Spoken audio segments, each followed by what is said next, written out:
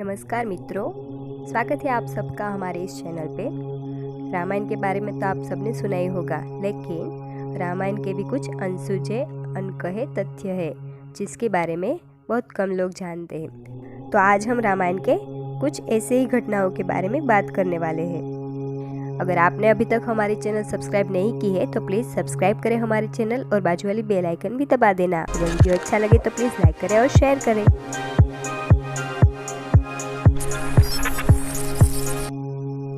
रामायण संस्कृत की वो महाकाव्य है जो आदिकवि वाल्मीकि द्वारा रचित है, जिसमें 24,000 छंद है और 7 अध्याय है, जिसमें हर 1,000 छंद का पहला अक्षर ले तो जो 24 अक्षर मिलते हैं उससे गायत्री मंत्र बनता है। आनंद रामायण अनुसार रावण ने सीता का ही नहीं परंतु माता कौशल्या का भी अपहरण किया था, क्योंकि ब्रह्मा जी ने पहले ही बताया था कि दशरथ और कौशल्या का पुत्र उसके मृत्यु का कारण बनेगा, और रावण ने अपने मृत्यु को टालने के लिए माता कौशल्या का अपहरण करके एक समुद्र द्वीप पर ले जाके छोड़ दिया था। आप सब लक्ष्मण और शूर्पणखा की कहानी तो जानते ही होंगे, लेकिन शूर्पणखा ने भी रावण को श्राप दिया था, क्योंकि रावण जब विश्व विजय पर निकला था तब उसने शूर्पणखा के पति विद्युज्जिह्वा का भी वध किया था। तब शूर्पणखा ने मन ही मन में रावण को श्राप दिया था कि उसकी मृत्यु की वजह एक स्त्री होगी। वाल्मीकि रामायण अनुसार रावण जिस सोने की नगरी में रहता था वो उसके भाई कुबेर की थी। जब रावण विश्व विजय पर निकला तब उसने उसके भाई कुबेर को हरा के उसकी सोने की लंका और पुष्पक विमान दोनों पर अधिकार कर लिया था। हमारे हिंदू धर्म के अनुसार 33 करोड़ देवी देवता है, जबकि वाल्मीकि रामायण अनुसार उसके अरण्य कांड के 14वें सर्ग में 14वें श्लोक में फक्त 33 देवता ही है, जिसमें 12 आदित्य, 8 वसु, 11 रुद्र और 2 अश्विनी कुमार है। लक्ष्मण रेखा के बारे में तो आप सबने सुना ही होगा, लेकिन उस लक्ष्मण रेखा का उल्लेख वाल्मीकि रामायण या तुलसी रामचरितमानस में नहीं है, परंतु रामचरितमानस में लंका कांड में इस बात का उल्लेख रावण की पत्नी मंदोदरी द्वारा किया गया था। जब राम और लक्ष्मण माता सीता की खोज में वन में भटक रहे थे तभी उसने कबंध नाम के राक्षस का वध किया था। वास्तव में कबंध एक श्राप के कारण राक्षस बना था।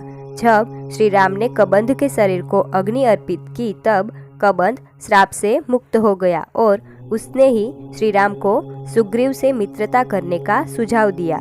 रावण जब भी माता सीता के पास जाता था तब माता सीता एक घास के तिनके के सामने देखती थी, और बार बार ऐसा होने के बाद रावण ने एक दिन माता सीता से पूछ लिया कि क्या वो घास का तिनका उसे राम से भी प्यारा है।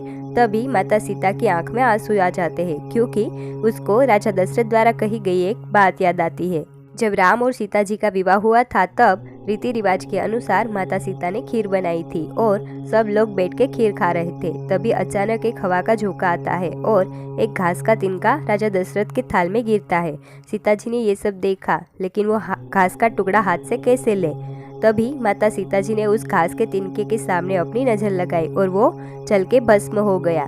ये सब राजा दशरथ देख रहे थे, लेकिन उस वक्त उसने कुछ नहीं बोला। परंतु उसके बाद राजा दशरथ ने सीता जी को बुलाकर कहा कि सीता, तुम साक्षात देवी हो, लेकिन अपने दुश्मन के सामने भी ऐसे मत देखना, वरना वो भी घास के तिनके की तरह जल के भस्म हो जाएगा। इसीलिए माता सीता जी घास के तिनके के सामने देखती रहती थी।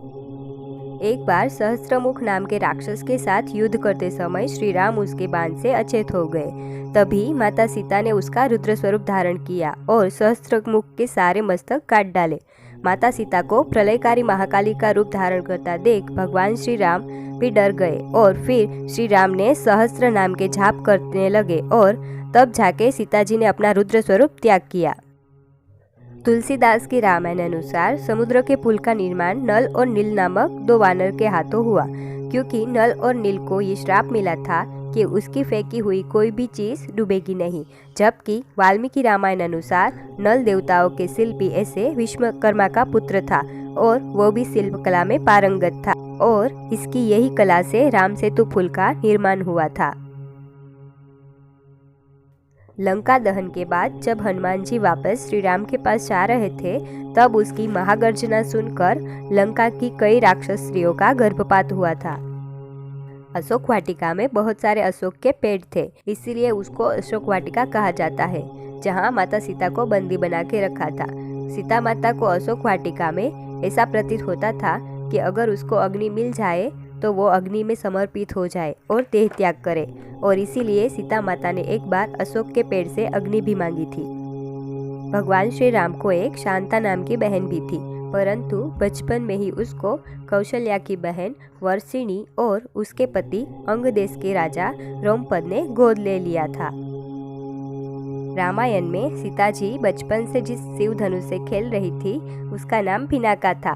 दोस्तों, महाकवि तुलसीदास जी द्वारा रचित रामायण में श्री राम ने सीता जी से विवाह करने के लिए स्वयंवर में शिव धनुष उठाया और प्रत्यंचा की और शिव धनुष टूट गया, जबकि वाल्मीकि रामायण में सीता के स्वयंवर का कोई उल्लेख ही नहीं है। उसके अनुसार राम लक्ष्मण एक बार ऋषि विश्वामित्र के साथ मिथिला गए थे और वहां ऋषि विश्वामित्र के कहने पर राजा जनक ने श्री राम को शिव धनुष दिखाया।